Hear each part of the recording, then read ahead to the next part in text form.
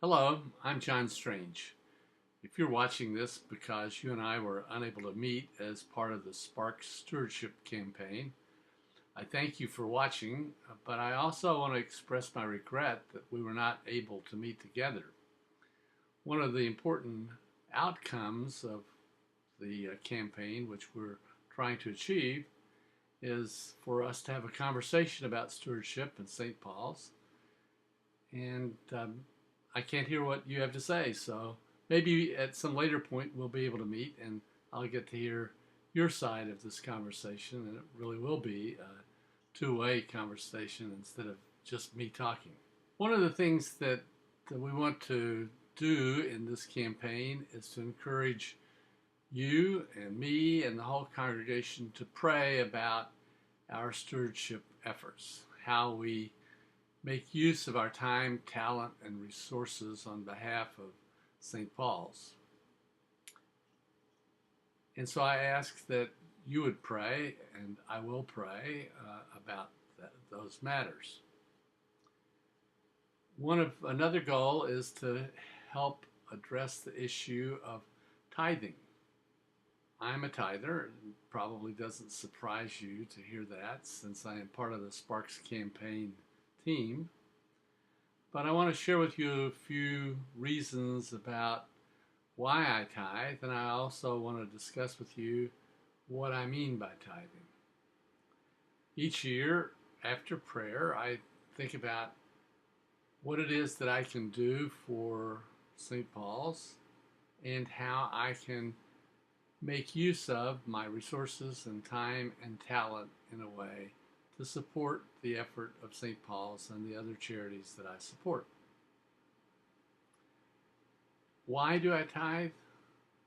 Well, I think, the first reason that I would mention is that that's the way I was brought up. My mother and father tithe, and my mother certainly encouraged my sister and I.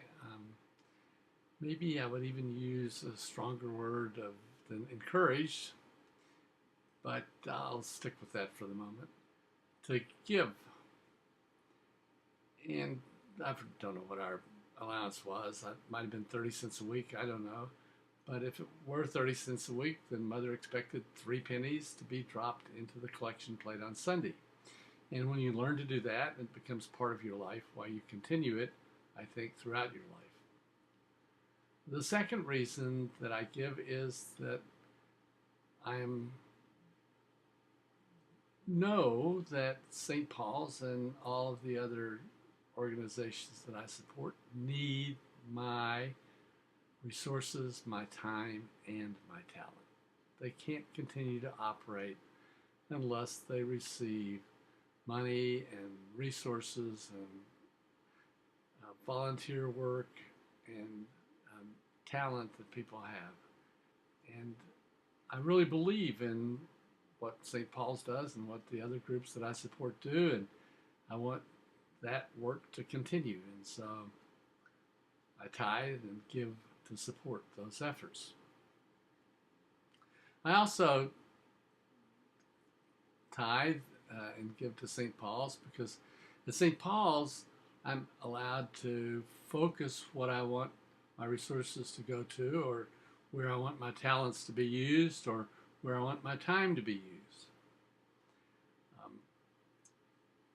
Several years ago, there was a family that contributed flowers on a regular basis, altar flowers. They moved away. I missed the fact that there wasn't a regular giver of flowers on the altar. So I said, okay, I'm going to do that once a month. Please put me down for flowers on the altar. And I like that. I'd like to see them there. So I get a reward from that. And so I can focus in on that particular project for part of what I do and give to St. Paul's.